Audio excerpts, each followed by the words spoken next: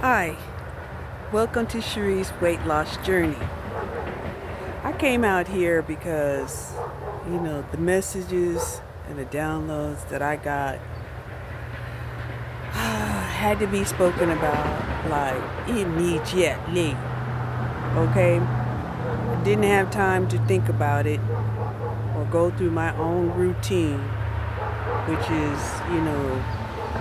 the routine that I have created to maintain my own sustainability.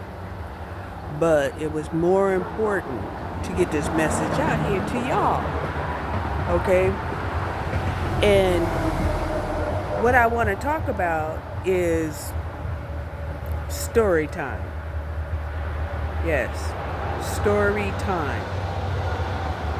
This is where, you know, we we learn through storytelling. Okay? Um, when we think about tapping into energies, right? Tapping into an energy, it's magical. It's beautiful. But when you're tapping into an energy, it's not sustainable, right? So let's talk about what creates sustainability. What creates sustainability is when you're born, right? Your parents or your parent or your guardian or whoever it is that's watching you grow from an infant to a child, they're kind of assessing the strengths that you have built up under their observation. Now, of course, even though they might not see that you had developed strengths, outside of their observation, you can still kind of see the strengths of a person. Okay? So now let's go into, here you are a kid and you're you're told, go outside and play. Well, if you don't have a backyard or if your backyard isn't fenced in, we're all spiritual beings, right? And your parent will probably tell you, don't go too far. When I call you, I want you to come home. Meaning that they'll probably have an invisible sensor on your energy. Okay? And they might be able to feel your energy should you, get into danger. Okay? And if you're outside of the range where they go to the door and they call you, Billy, come back here. But you got outside of the range of your guardian and you can't hear them call you come back because, they can sense that you're in danger. Okay?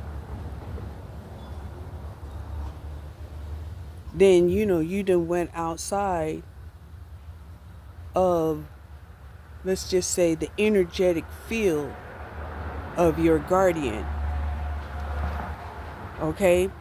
Now, if they're a mystical person, they may be able to send, other spirits to protect you, guide you, or whatever.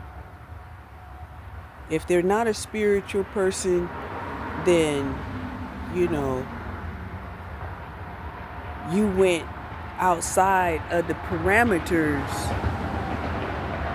in which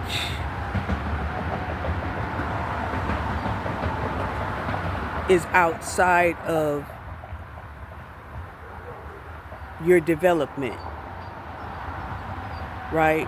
Parents, they want to keep you within range to protect you until you're spiritually strong, physically strong, have enough mental arsenal to get you out of trouble, right? Because, those were the processes that your parents had used, when they took you out of the crib and they let you walk around, say, holding their hand, or in the confinement of one of those walkers, the baby walkers, you know. And then as you started to get stronger and, you progressed, then they got rid of the walker and you were allowed to walk on your own, right? Maybe they made the environment completely safe for you and they removed all objects that could possibly harm you. They put door latches, toilet latches, corner protectors, all of these things so that you could have complete free realm to move about, right? They baby-proofed the house for you. Then you got older, then your parents, started, if you were able to go outside, they let you go outside in the backyard. They'd open up the windows, right? Because you weren't truly connected to the resonance and the harmonics vibration of your parents. So they had to look out the window and watch you while you played outside in the backyard. Okay? If you didn't have a backyard, then usually, they either went with, themselves and took you outside to protect you, or they had an older sibling or relative, take you outside. Hopefully it was a trusted one.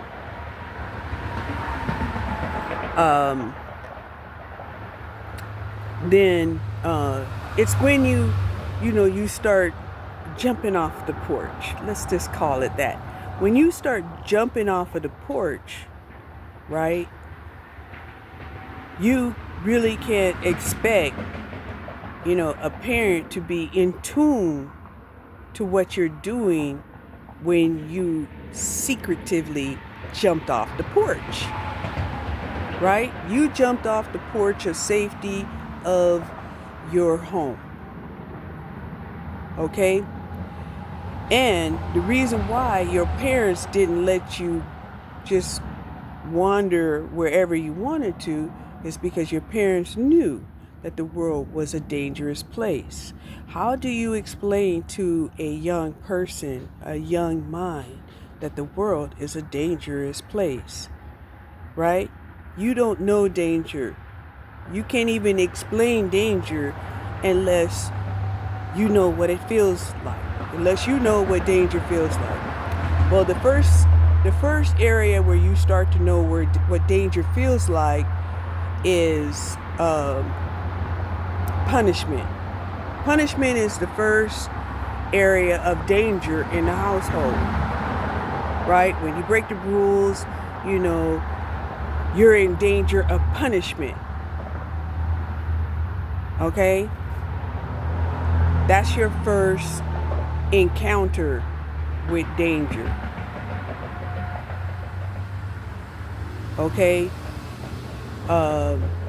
The second place where you will learn danger is hygiene, right? If you don't get up and properly use the restroom, or whatever, and you don't let your parents know that your diapers need to be changed, yeah, you can have sores. That's the second encounter of danger. I know some people will want to say the first is, probably hunger. And then, yeah, I guess it could be the first. The first would be actually hunger.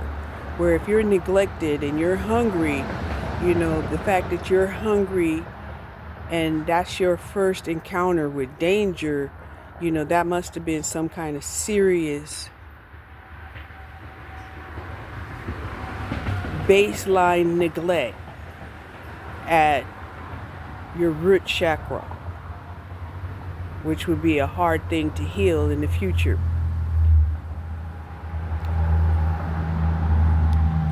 So, when your parents would tell you, y'all stay in the living room, you can play games, you can watch TV, in the process, your parent might be preparing dinner or a meal. The expectation is that you'll be obedient, right? What isn't expected is that you would disobey, right? Some kids, they'll disobey in different ways. For real. Some will disobey in different ways, right? Some kids, they'll want to venture into snacking before dinner.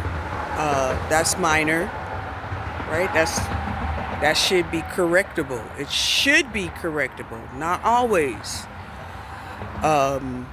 Some kids still want to bully and fight. That should be correctable, but it's for a lot of people it's not, because little boys have this cult amongst themselves that it's natural for them to want to fight. It's natural for them to want to bully and flex their strength. Okay? Not so much for little girls. But there are girls that will, try to do as the boys do, right? Those tomboys, yes. They're very competitive. But not all girls that hang out with boys are tomboys, right? Let's just keep that straight.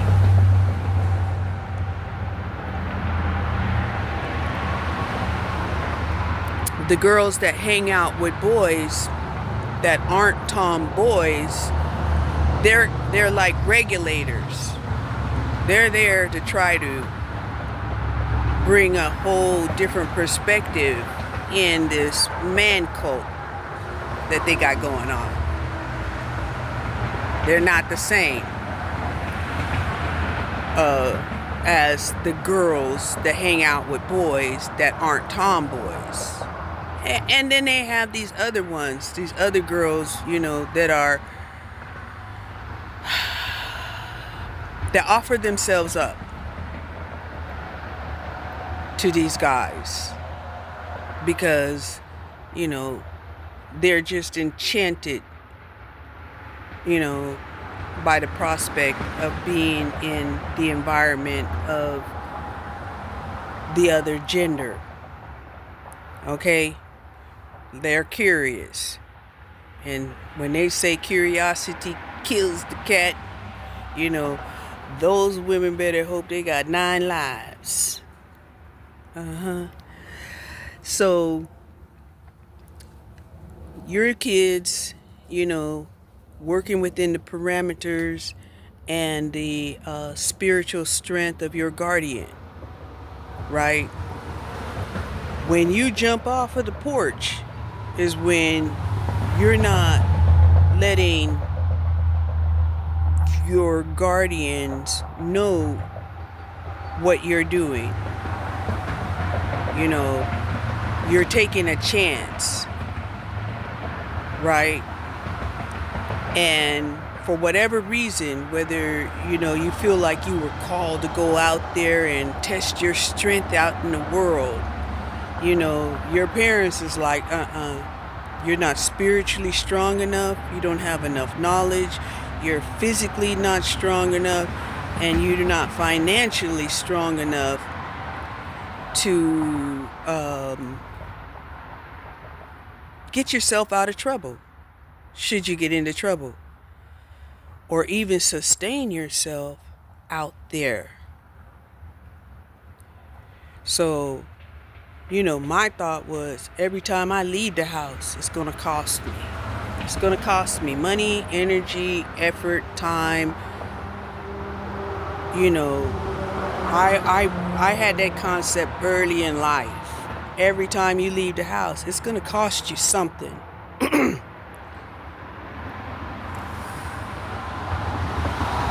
So,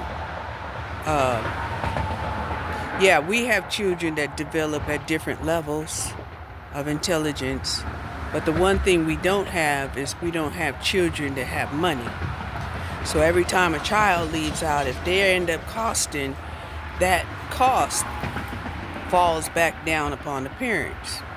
And one of the ways that they try to do this to make people have an understanding of that is say, when a child is truant from school, that they were fining the parents. That your child was out there,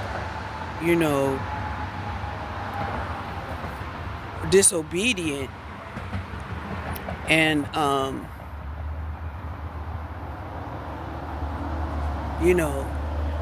they find for the parents to try to figure out a way to get their child to cooperate within the systems that are in place in our society. A lot of times people will equate the system in place for our society, the matrix. Well, the matrix is like parameters, systems. Okay? One of the more complex, simplest matrix that we encounter when we're children is the matrix of the multiplication table, right? This is where we're learning multiplication tables, right?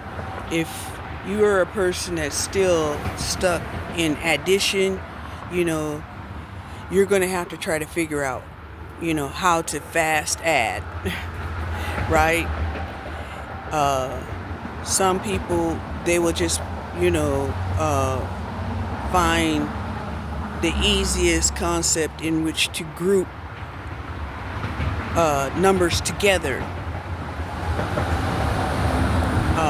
Other people, they'll use the concept of memorizing the multiplication tables. They know it by memory.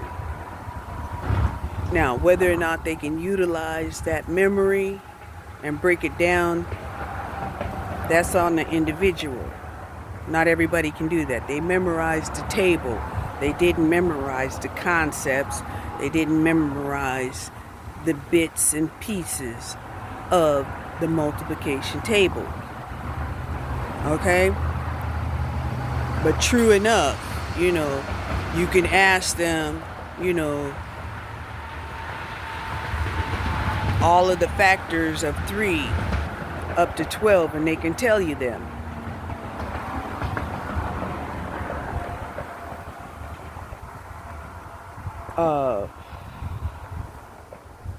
So that's the first matrix that we get introduced to when we're children.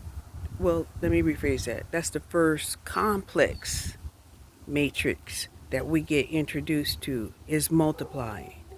And we're told that once you know how to multiply, then division is just multiplication in reverse. Okay? So once you have that concept, right, life seems to be a little bit easier. because you're doing rapid addition. Okay? So you're still under the protection of your guardians or your parents. And when you jump off of that table, right, as a young person, parents usually will not let you outside by yourself.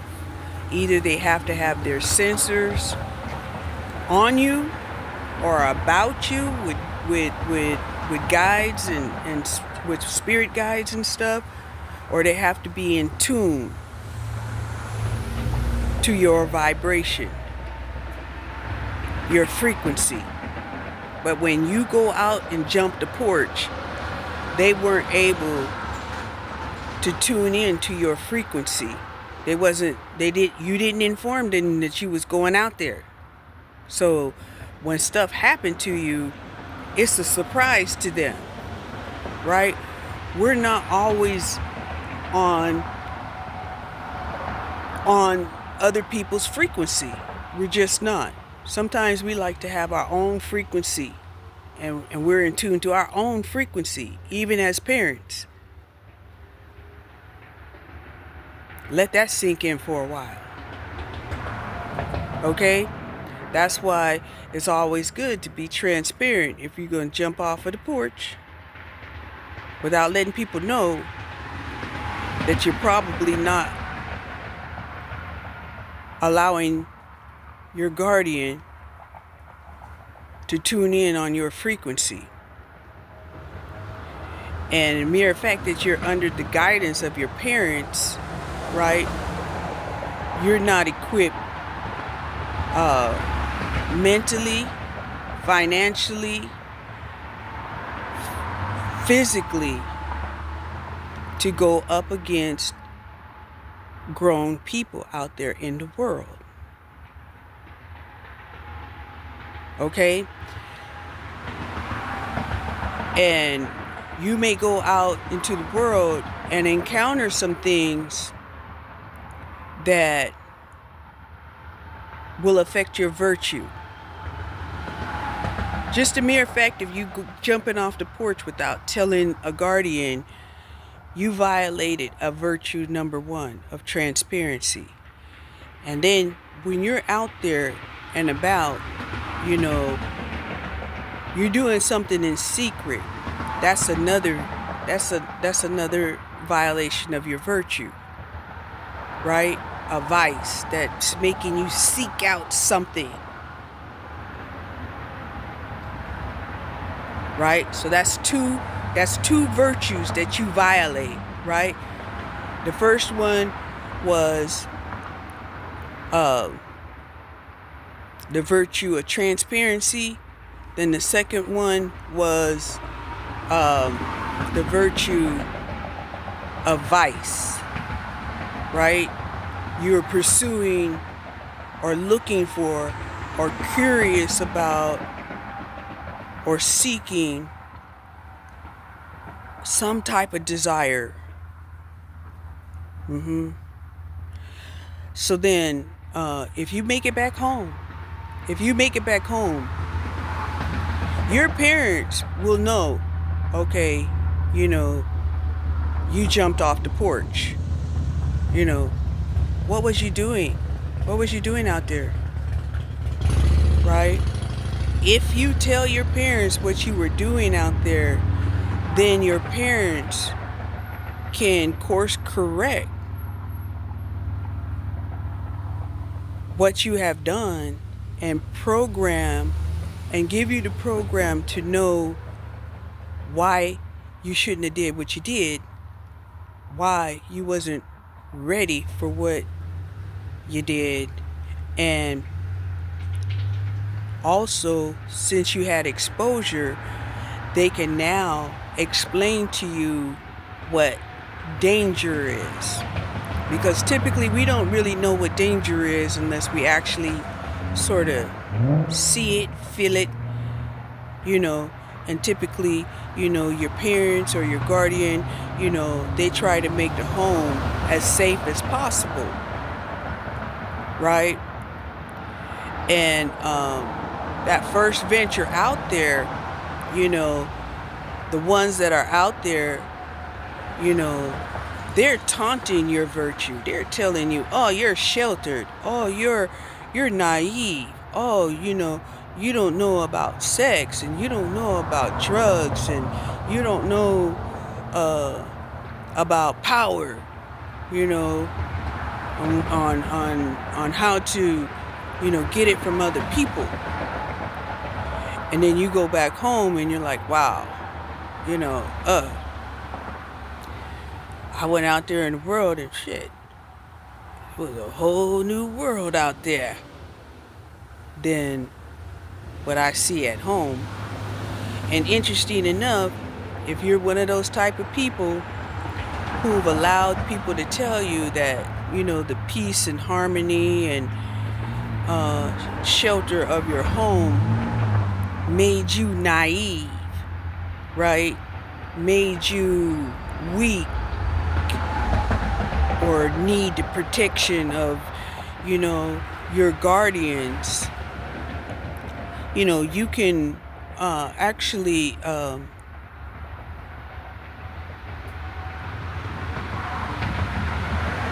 victimize your own virtue, right? Because my belief is that, we ought to come into this realm to say, yeah, we can get through this realm and literally keep our virtue intact, right? And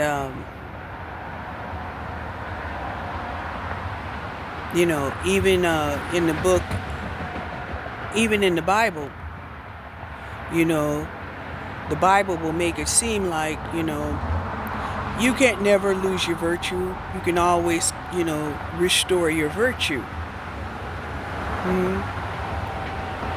Right? And, the main example was given, like, say somebody went out in the world and they did the worst of the worst. And, the only way that they were able to restore their virtue is they had to abandon everything. And start all over in a new land with nothing. They can't bring money with them. They can't bring their friends with them. They have to just start a whole new life, all from scratch, right? That's the one thing people didn't get out of that concept when Jesus said, leave everything behind.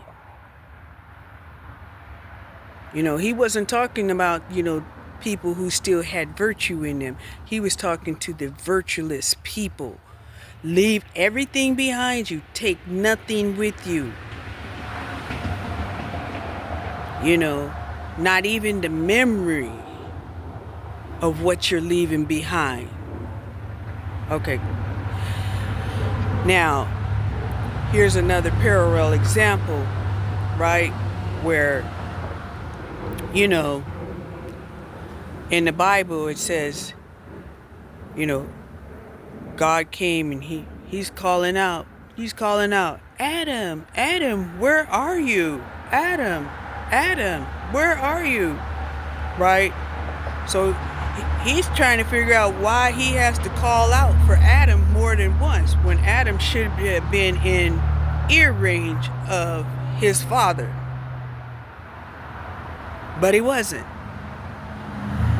And so when Adam, had covered himself, right, put on a mask, and then answered God, here I am, Father, here I am.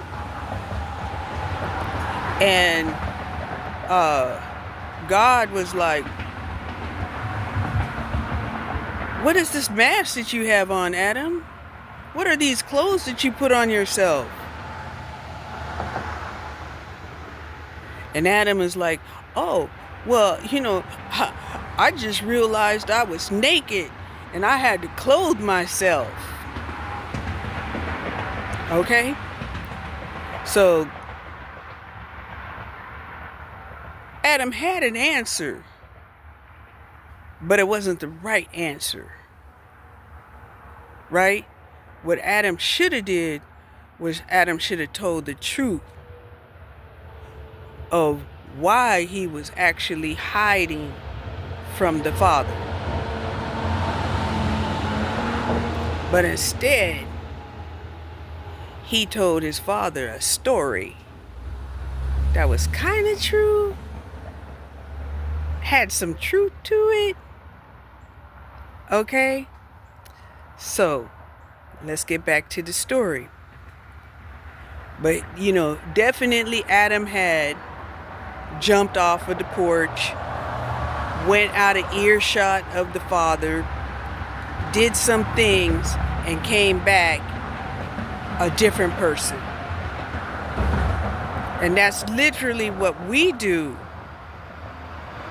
when we leave our homes, when we jump off of the porch, when we're that 10, 12, 11-year-old that decides, they're going to skip school,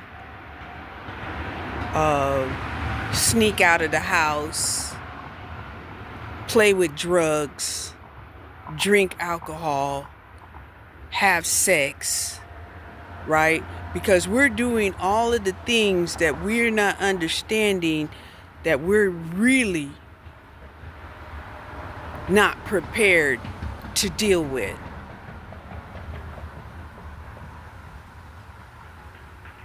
We're not. You can live through it. Some don't. But you can live through it. But it's going to injure your soul. Right? Because why? Now you're indulging in vices.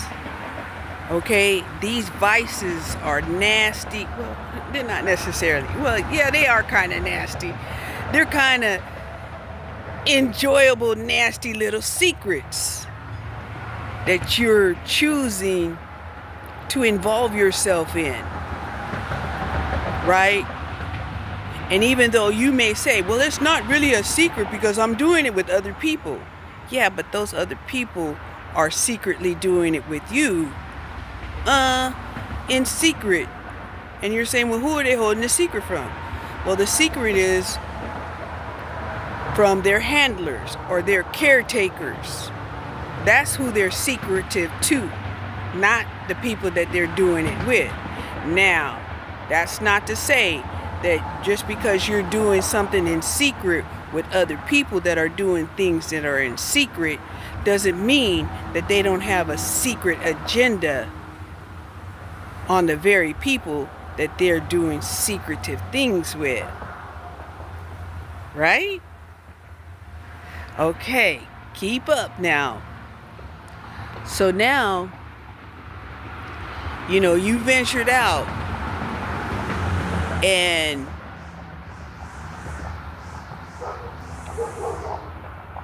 you go back home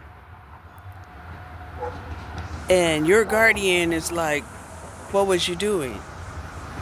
And you're keeping it secret. You're not telling them the truth. They can't course correct if you don't tell them the truth. Right? And your guardian is like, I can tell them what I think. I can tell them what I felt they done. Right? But, you may provoke somebody in just becoming a habitual or chronic liar. Okay? So a lot of times it's like, well, you got your guardian going into prayer that, I really hope and wish and, that they would come clean. That they would come clean. And so that I can help them. So that I can, explain to them about the dangers of the world. Like I said, as parents, we can't just tell people that this is dangerous because you don't know what the word danger means, right? And of course, if you're one of those children, that you may think, oh, danger is, getting hurt.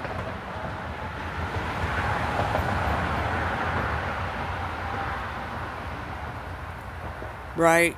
But you refuse to understand that danger can also be a danger to your soul because your virtues have been hurt. Your virtues.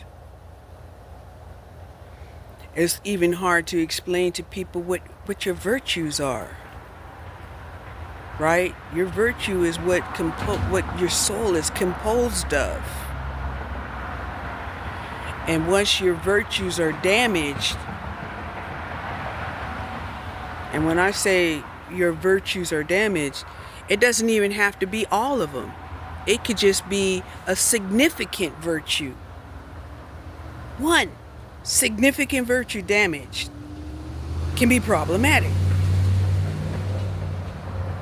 If all of your virtues are damaged, it could be problematic, to say the least. So,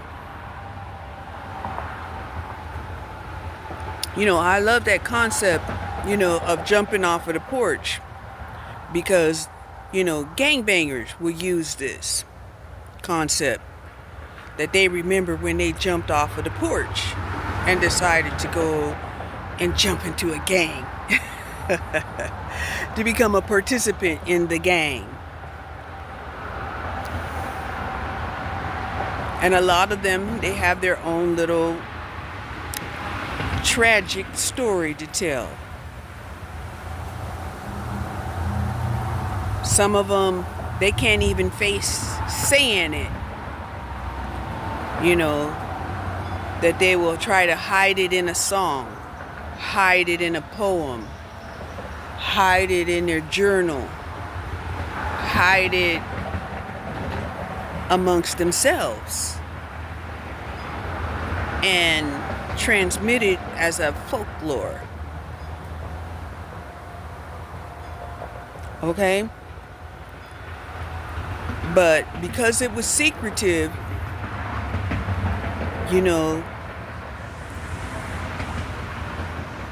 a course correction couldn't be reprogrammed into that individual.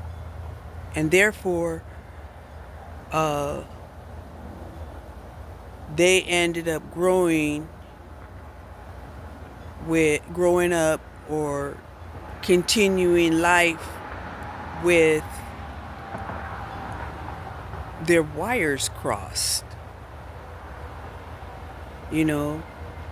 and they may decide to write themselves off as a loss. Like, oh, I'll never be, what my parents had, wanted me to be in life,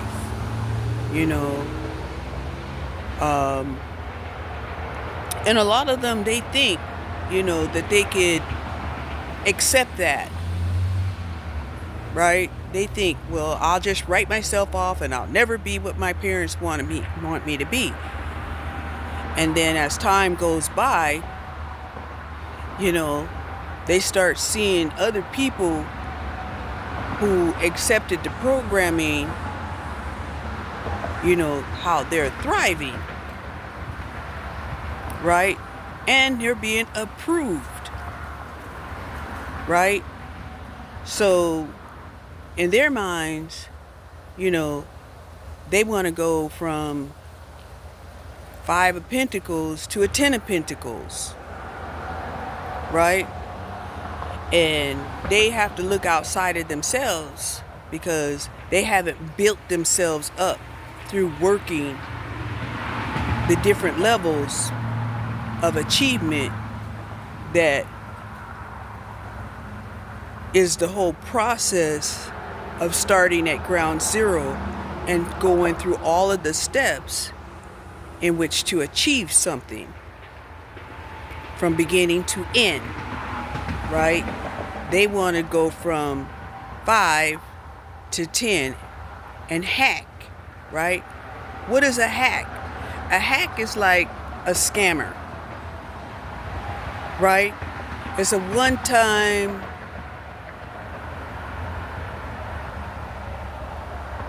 one-time opportunity.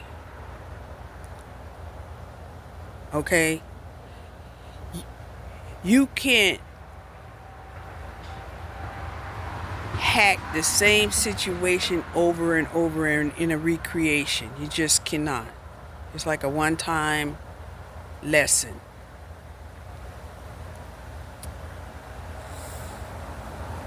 But if you go from 5 to 10 through a hack, once you get to the 10, you're going to go back and you're going to have to recreate something else at another level, but you hadn't learned all of the steps that it takes to build anything, right? Now, you can say, oh, I'm going to be that one that, I'm going to hack this level. I'm going to go from 5 to 10 in this level. When I get to the next level, I'm going to jump up there I'm going to hack to the 5 and I'm going to hack to the 10, right? You love counting by 5s. Yeah, you love it.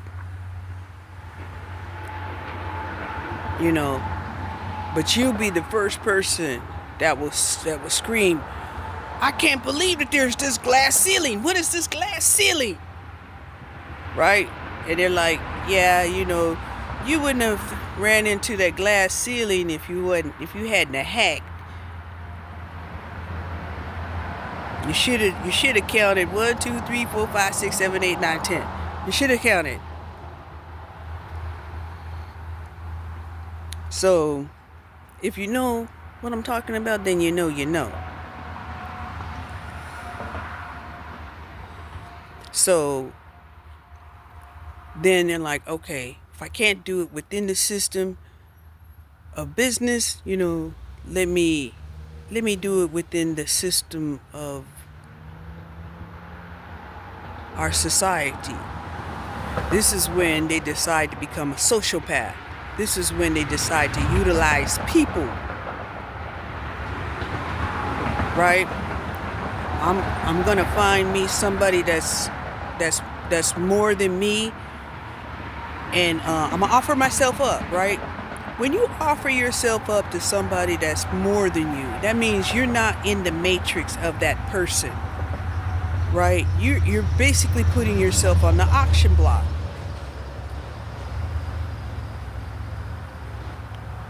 Right? You're telling them, hey, you have more pentacles than me. I could come along with a plan, which is, your idea in tarot land, your pentacle, and you can commingle your pentacles with their pentacles, and, of course you're just going to offer the 10 of pentacles. Because they're like, I could achieve the 6 pentacles around that next corner. You can't just offer them I'm going to come with my 1 pentacle and we can get, you're a 5 of pentacles. Say you're a 5 of pentacles. You're making $50,000 a year, and I can come with my idea and my pentacle, my $10,000 pentacle. And and we'll be happily ever after in a 6 of pentacles, an equal give and take. A lot of people are going to be like, look, who are you talking to?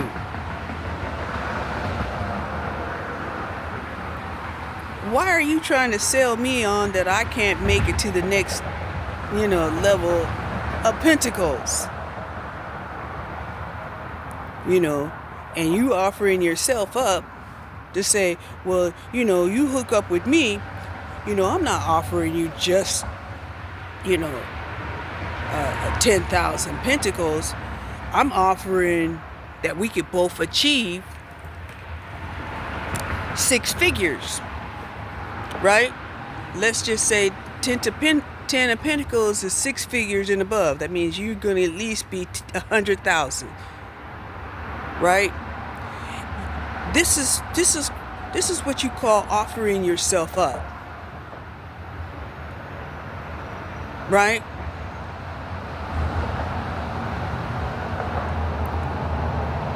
You might be saying, well, I'm offering myself up because, I'll provide you savings when it comes to labor around the house.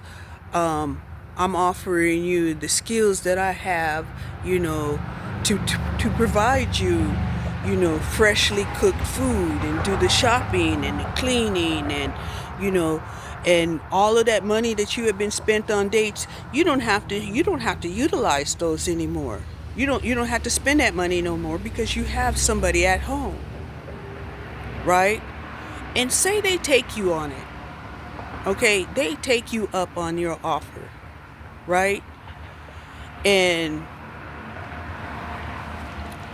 so they're looking at you, they're enjoying the benefits that, man, maybe they don't have to clean their house, maybe they don't have to cook, maybe they don't have to have a personal shopper, deliver it to their home, but they're still looking at you because, they're expecting you to make good on what you were offering.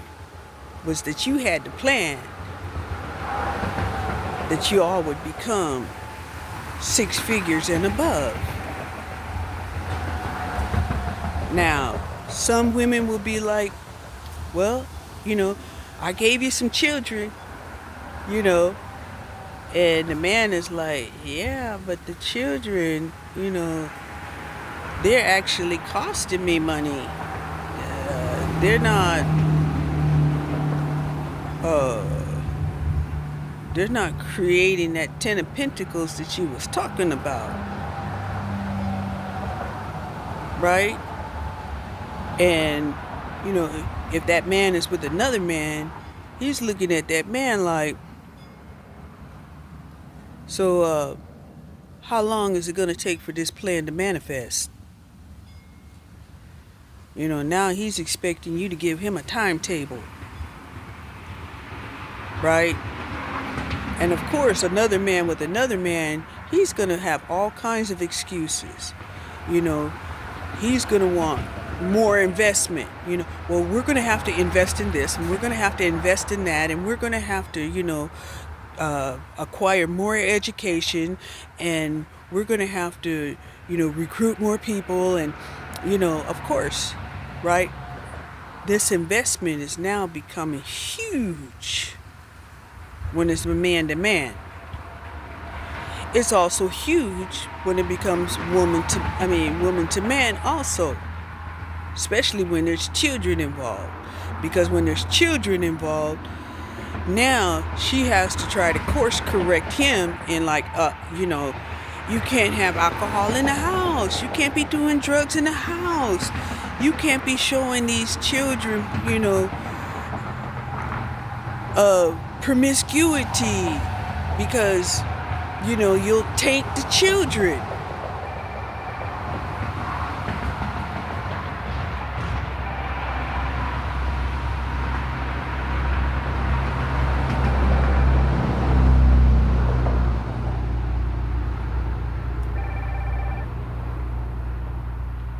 So this man is like, well,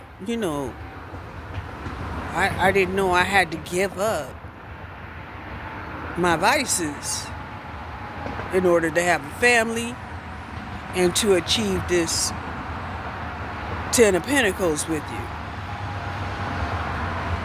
And she's like, well, I believe that would have been obvious.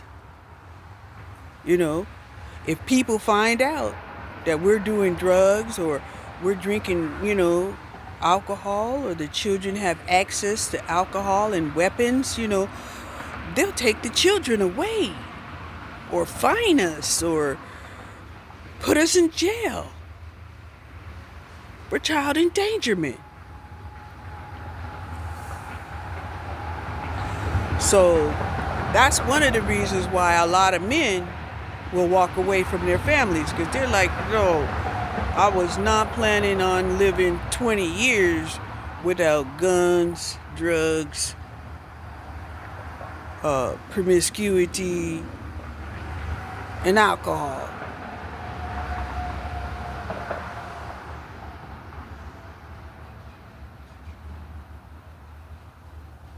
Now wrap that around your head.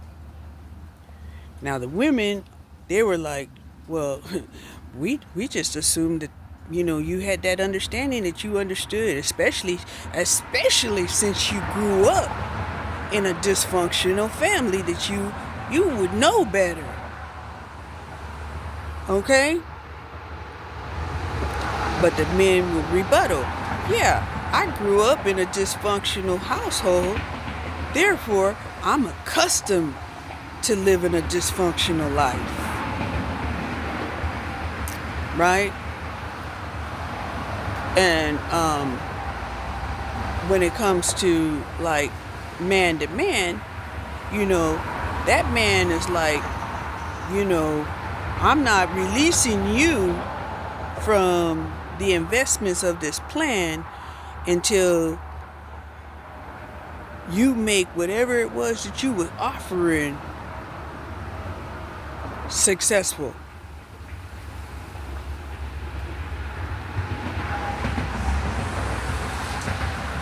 Because he's not going to let you get out there talking about,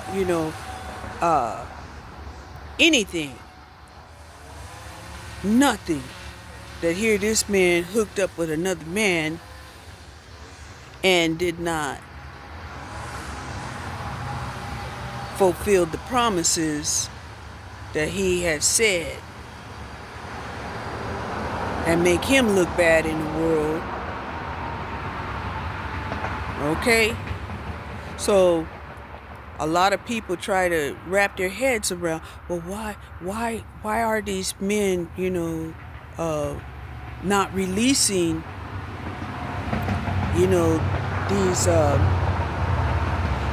these people that they got into contracts with? Well, that's one of the reasons. Well, that's several of the reasons. Right? Because the man has decided, he wasn't going to just have one partner, for 2 decades or more the rest of his life, or that he was not going to give up the drugs and the alcohol and the irresponsibility that he enjoys, because he knew what dysfunction was growing up and was accustomed to that and feels like he can handle that until he can't, of course. When he can't, then he's usually over the age of 50, and he's probably looking for a nurse with a purse. Okay?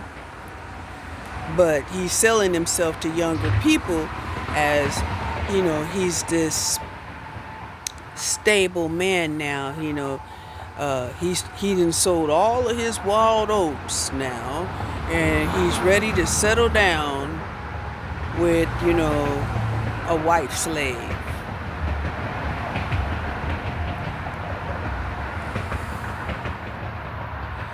This doesn't work out too well with him trying to sell this to like younger men, because the younger men are like,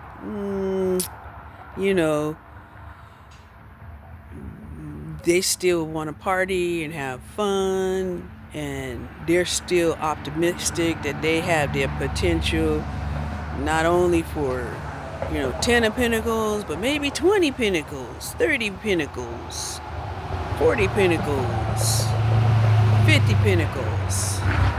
Okay? Sky's the limit in their minds, as long as they can find a man willing to accept their offer, right? And that's kind of weird, that in Tarot land they talk about, this offer and that offer. But when you're putting out an offer, that's like putting yourself on the auction block. All right?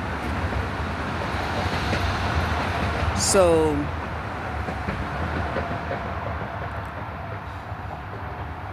the ugly part of this story is when people don't make good on their offer.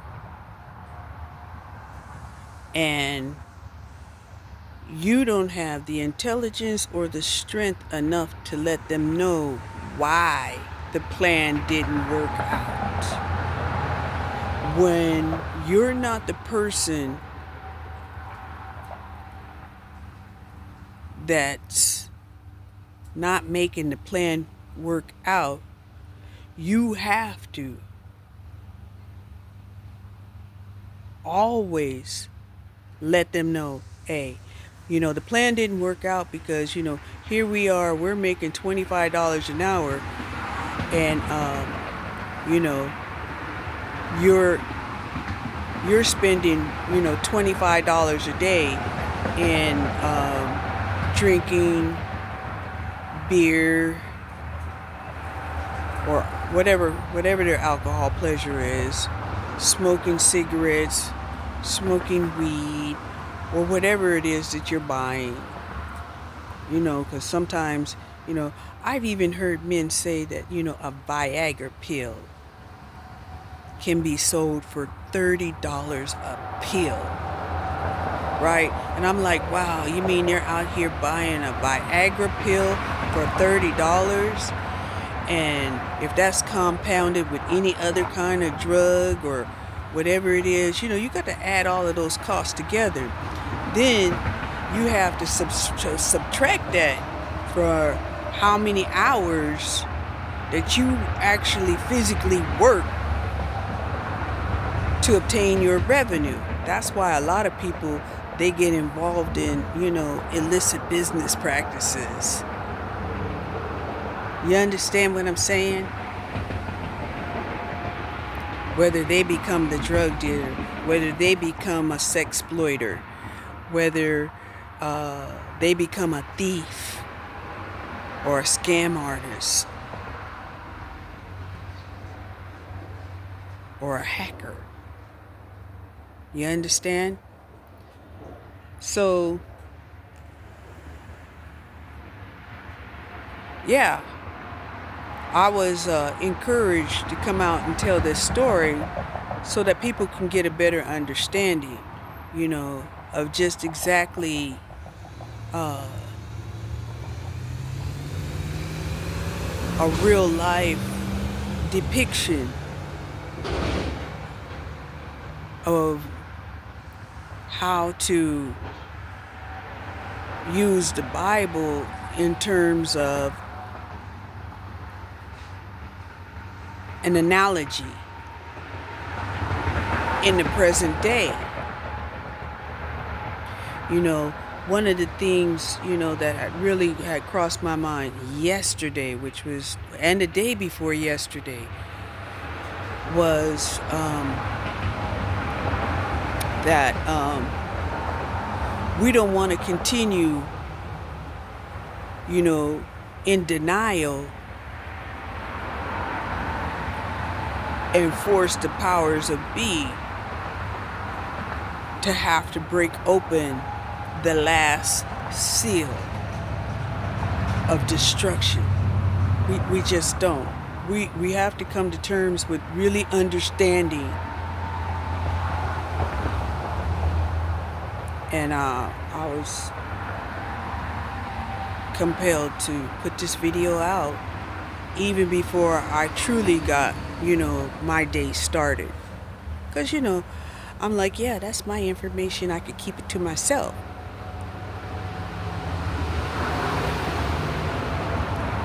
And then I was prompted to say, well, you have a way of breaking things down into bits and pieces in which people can actually manage bite-sized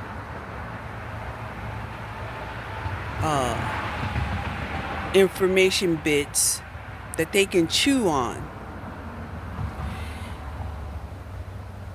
Because, some people will say it very harshly, right?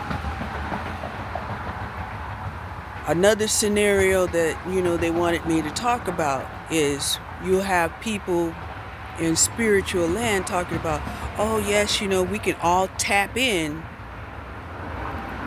to any and all of the energies. But I'm here to tell you, if you have to tap into it, that's the first signal that the mere fact that you're tapping into it, that it's something outside of yourself. And you will not be able to maintain energies that are not within you. Right? You'll hear people talk about, oh, they want the energy of another person. First of all, you can't handle the energy of another person. It's not in your makeup. To try to tap into another person's energy that is better than you, stronger than you, it's going to be like acid on your soul. And when it's all said and done with, you're going to be harmed in the process.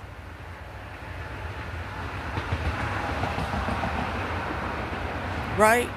Say you're operating in this earth in your acidic body, right? And you want to tap into somebody that's alkaline. And then you're going to grab alkaline and it's going to destroy your acid. Or say you're alkaline and you want the power of somebody that's acidic, it's going to destroy your alkaline body. I mean, I hope I'm making sense.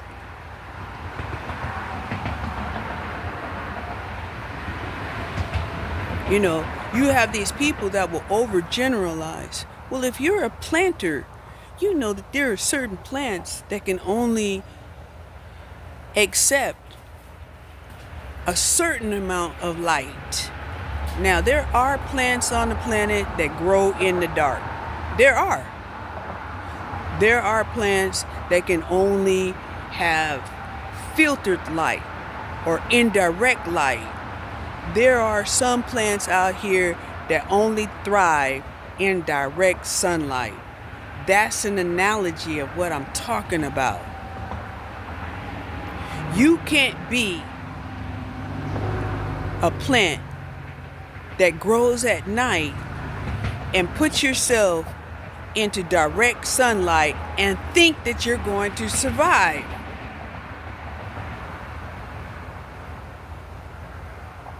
That day, you may die.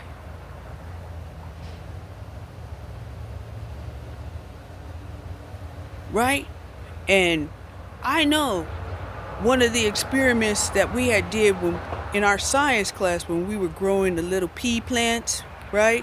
And we would put one pea plant, in complete darkness, cover it over with a box. We'll put another one in direct sunlight all the time. And then we would put another one in a natural environment just so that we could have that concept and see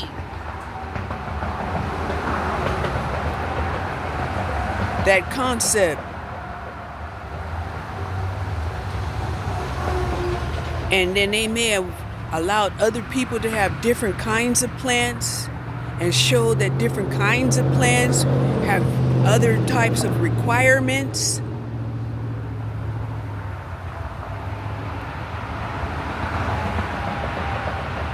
Okay? And why do people love the rose bush? Right? We love the roses because even though the roses are, let's just say, difficult to get started from the seed, once they're established, they can grow in cold weather, they can grow in hot weather, they can grow in a lot of water, they can grow in minimal water. That's why we love the rose bush. Yeah, I got rose bushes in my garden. My rose bushes, once they had, established the roots, they're still thriving once established though. But if they're not established, and that's the hardest part, is to first get them established, to first get those roots established. A lot of rose bushes, they die out quick, but once a rose bush gets planted and it gets established, they thrive.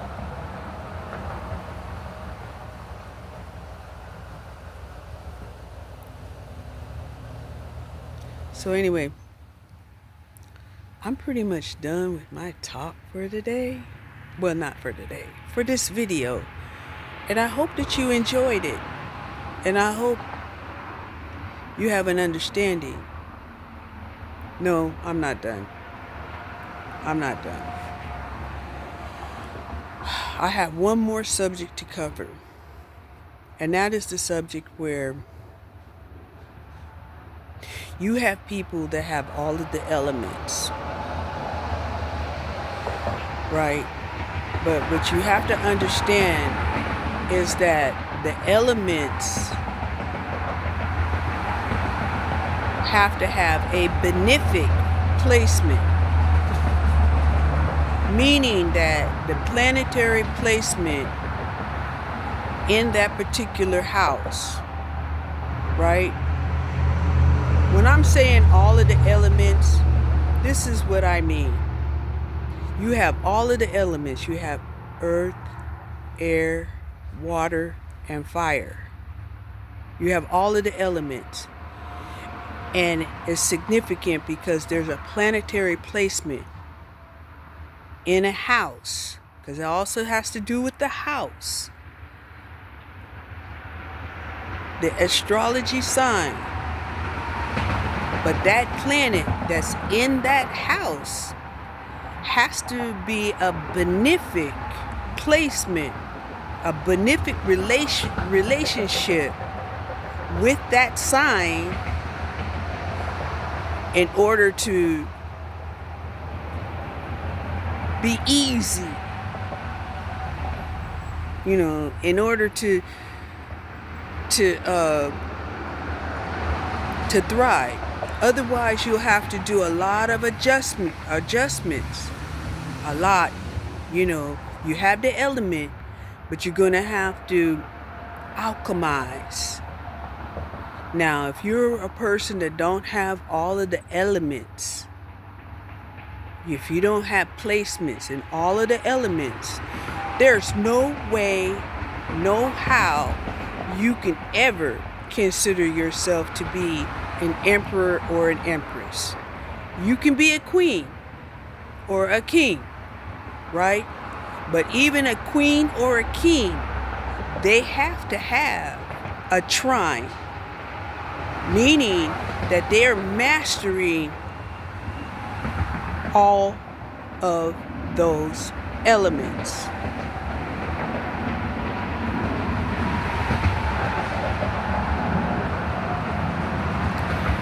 Now, you can be a queen or a king and have a stellium in one element. Right? What is a stellium? At least 3 or more celestial bodies in a sign in a house. And I put the word "and" in there for a reason. Because you can have a stellium in a sign but there may be conjunctioning different houses, and different houses have different significance. You understand what I'm saying? If you know, you know.